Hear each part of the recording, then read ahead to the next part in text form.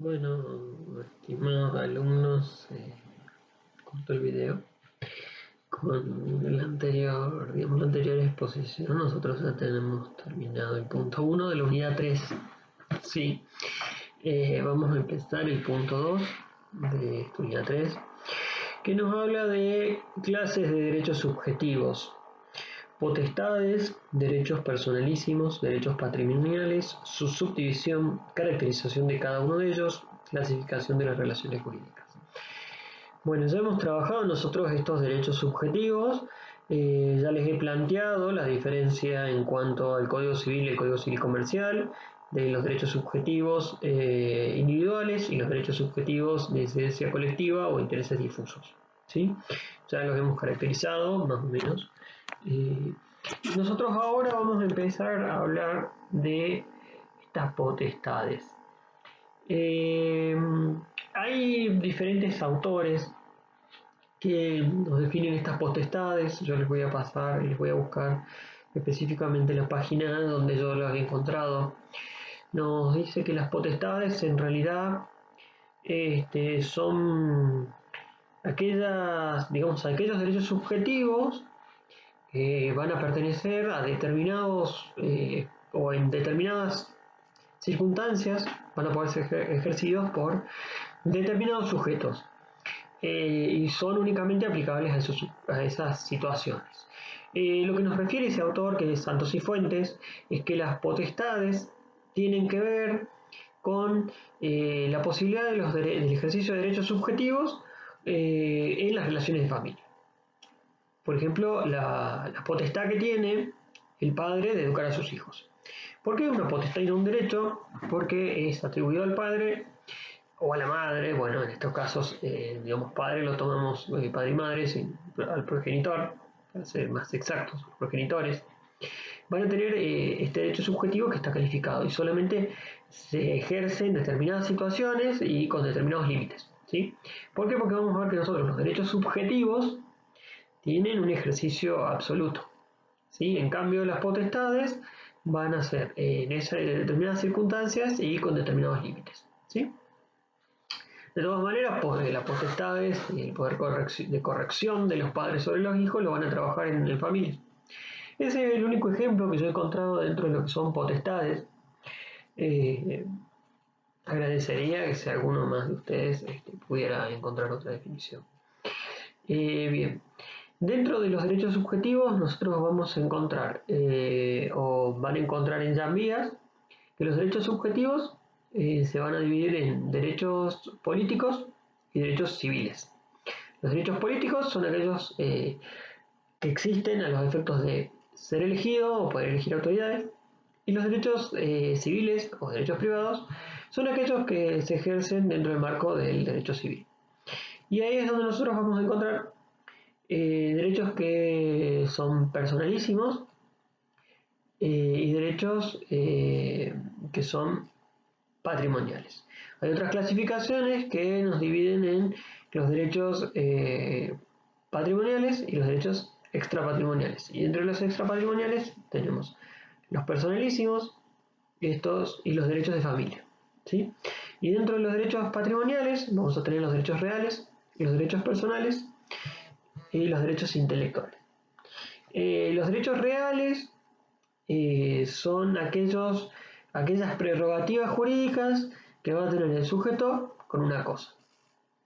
Aquí tenemos el numerus clausus. ¿Qué quiere decir el numerus clausus? ¿Se acuerdan cuando hablábamos de leyes imperativas?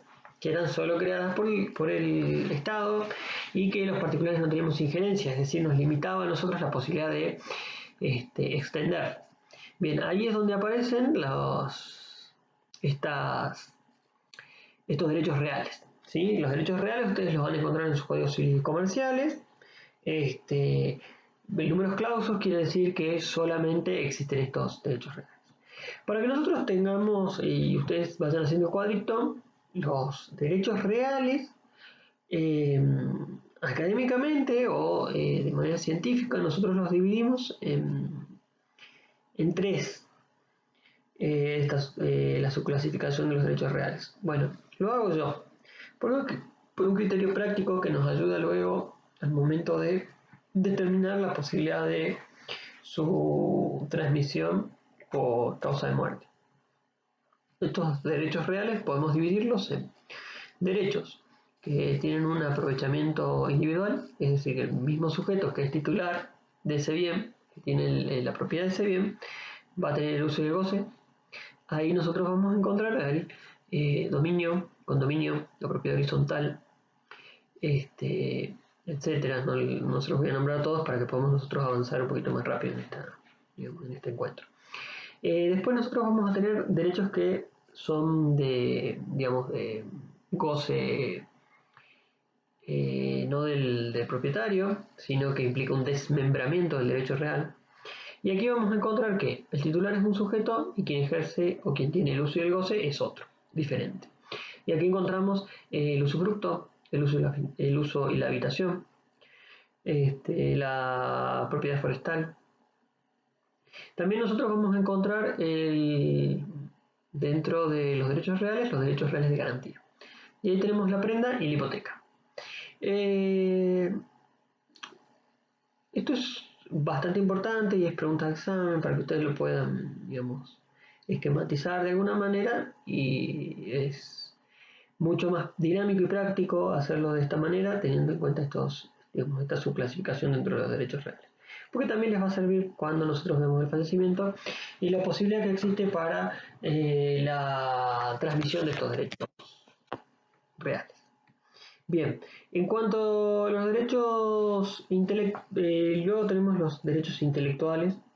Bueno, los derechos intelectuales es la prerrogativa jurídica que existe entre el autor o el creador de una idea o de un invento y que le garantiza a el derecho, digamos, o se ejerce en dos facetas.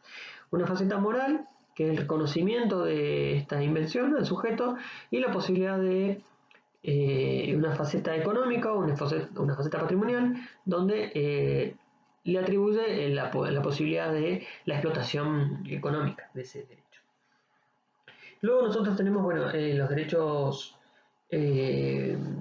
personales o intelectuales, aquella prerrogativa jurídica le otorga la potestad a un sujeto acreedor de exigir la conducta de un deudor. ¿Sí? Y acá nosotros tenemos dos partes, un deudor y un acreedor. Traten de no confundirse y utilizar la definición de derechos creditorios a los efectos de definir relaciones jurídicas, porque las relaciones jurídicas no solamente son las que tenemos dos partes, sino también son aquellas que el sujeto puede no tener otro sujeto enfrente, sino tener una cosa, como un derecho real o un derecho intelectual. ¿Sí? Bien. Con respecto al punto 3, nosotros vamos a encontrar los deberes de los sujetos. Ahí que el Kelmejayer de Carlucci les dice a cada derecho subjetivo, a cada carga a cada derecho le supone una carga o un deber de respetar ese derecho. Es decir, el derecho subjetivo supone a otro que debe respetarlo. ¿Sí? Nosotros en Jambías trabajamos que los deberes y las obligaciones tienen una diferencia fundamental. En cuanto al deber, tiene un origen en la ley. ¿Qué quiere decir esto? Que la ley es quien crea ese deber. Un ejemplo muy fácil de acordarse, el deber de no dañar a otro. Y dentro de las obligaciones nosotros establecemos que el origen es la voluntad de las partes. Entonces vamos a encontrar que los deberes tienen origen en la ley y las obligaciones tienen origen en la voluntad de las partes. ¿Sí? Hay una diferencia entre obligaciones y cargas. Cuando no toda obligación supone una carga. ¿Por qué? Porque puede haber obligaciones que sean unilaterales y únicamente le supone la carga a un sujeto. También el término de carga es atribuido a las obligaciones que se les atribuye un determinado cumplimiento de una conducta para hacerse efectiva. Por ejemplo, las donaciones con cargo. ¿Sí? Las donaciones con cargo son actos unilaterales que suponen que el otro sujeto realice una actividad. Esta actividad no es tomada como una contraprestación. ¿Sí? Yo les doy, por ejemplo, un ejemplo bien fácil de acordarse. Un padre que dona un hijo o un automóvil con la carga de que traslade a los hermanos cuando ellos se lo pidan. ¿Sí? Ahí tenemos una obligación, que es la entrega del vehículo, con el supuesto de que si él no cumple con la carga, lo va a tener que devolver. Si él no lleva a sus hermanitos a donde ellos les digan, lo va a tener que devolver. ¿Sí? Bueno, nosotros vamos a encontrar acá en este punto 3, dice obligaciones y responsabilidades. Podemos determinar que ya en vías se establece una relación directa en cuanto al incumplimiento de un deber y el incumplimiento de una obligación. El incumplimiento de un deber trae como consecuencia la posibilidad de la existencia de una sanción. Esta sanción se va a llamar responsabilidad extracontractual. Esto se lo pido que se lo grabe. Al incumplimiento de un deber supone una consecuencia de una sanción. Esta sanción va a poder ser o es llamada responsabilidad extracontractual. A la violación de una obligación, es decir, un incumplimiento de una obligación, le va a suponer una sanción. Y esta sanción o esta consecuencia la vamos a nosotros a caracterizar como responsabilidad contractual. ¿Sí? Después nosotros vamos a encontrar otro tipo de responsabilidad. Las responsabilidades que tienen una función resarcitoria o una función preventiva. ¿Sí? La función resarcitoria tiene que ver con, una vez establecido o una vez producido el daño, este detrimento de los derechos, supone la responsabilidad resarcitoria tratar de aminorar sus efectos o restablecer los derechos. ¿Qué quiere decir? Supone una indemnización. ¿Sí? Esto de intentar reparar el daño causado. Y la responsabilidad preventiva tiende a intentar que ese daño no se produzca, o si una vez es producido, intentar que no siga produciendo más daño. ¿Sí? Estas son la función resarcitoria y la función preventiva de la responsabilidad. ¿Sí? La función preventiva de la responsabilidad no estaba dentro de lo que es nuestro antiguo Código Civil ni con la 17711, sino aparece, dicen muchos autores, con la 24240. No obstante, nosotros podemos determinar que hay jurisprudencia que permite decir que quizá, digamos, esto no es tan acertado. Sí lo tenemos ahora establecido en nuestro Código Civil y Comercial. Ya lo vamos a trabajar en la próxima clase, a los efectos de poder avanzar un poquito más. Tampoco la idea es cansarlos esta semana. Vamos a seguir con otros tipos de responsabilidades en este sentido. La responsabilidad también es dividida en cierta medida por algunos autores cuando se tiene en cuenta por qué se le atribuye a determinado sujeto el deber de responder. ¿Cuál sería la razón por la cual debe responder este sujeto que ha causado el daño? Y ahí nosotros encontramos dos elementos que por algunos autores son llamados factores de atribución, sobre todo en la teoría de los daños, no tanto en la teoría de la responsabilidad civil. Ya cuando vemos responsabilidad lo vamos a trabajar también en mayor profundidad. Sin embargo, podemos adelantar algunos conceptos en cuanto a que la responsabilidad subjetiva o la responsabilidad con un factor de atribución subjetivo, la persona que ha causado el daño va a tener que responder porque ha actuado, con dolo o con culpa, es decir, con la intención de dañar o con negligencia, impericia o imprudencia, y ya causó el daño. Por lo cual, esta es la razón que motiva a que él deba responder.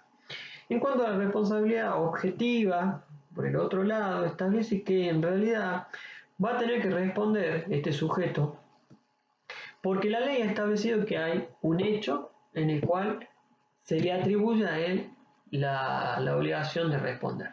Estamos en un supuesto donde no analizamos la subjetividad, no analizamos si ha tenido intención, si ha tenido culpa, sino que analizamos el presupuesto de hecho.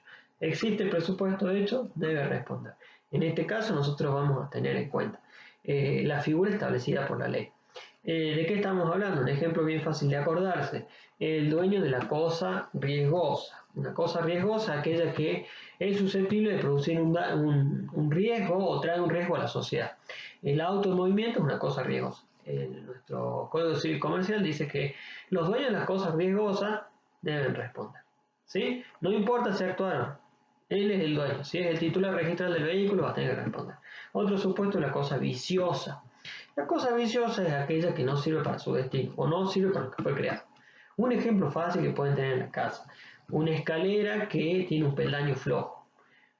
Si yo me subo a la escalera y se rompe el peldaño, eso es una cosa viciosa. ¿Por qué? Porque no me sirve como escalera, ¿sí? Y es susceptible de producir un daño en potencia, ¿sí? La ley no quiere esto y nosotros como sociedad reprochamos esto. Por lo tanto, si ustedes tienen una escalera en mal estado, no se la presten al vecino para que se caiga. Puede ser muy gracioso, pero ustedes pueden ser responsables a nivel de la responsabilidad objetiva, ¿sí? Nosotros en ese caso, en responsabilidad objetiva, no miramos la conducta, no miramos la intención, no miramos la subjetividad, los miramos al hecho. Si el hecho está en un supuesto de la norma, va a tener que responder, ¿sí? Bien, volviendo a lo que es la responsabilidad preventiva, son supuestos que están enmarcados dentro de lo que nosotros podemos pensar o ponerlo en Código Civil y Comercial en cuanto a establece una obligación de no solamente a los funcionarios, sino a cualquier persona que tenga contacto con la posibilidad de la existencia de un daño, a prevenir, es decir, evitar que se cause, o si está en presencia de un daño, tomar las medidas adecuadas a los efectos de que este daño no se profundice. ¿Qué quiere decir? Que no se extienda el daño. En este sentido tenemos que tener bien presente que es una regla de conducta que se les establece a todos los ciudadanos, por lo tanto todos vamos a tener, digamos, tenemos una obligación más creada por el Código Civil y Comercial en cuanto a si estamos ante la presencia de la posibilidad de que se produzca un daño, tenemos el deber de actuar. Entonces, bueno, en este momento nosotros estamos en cuarentena y hay múltiples ejemplos que les podría dar.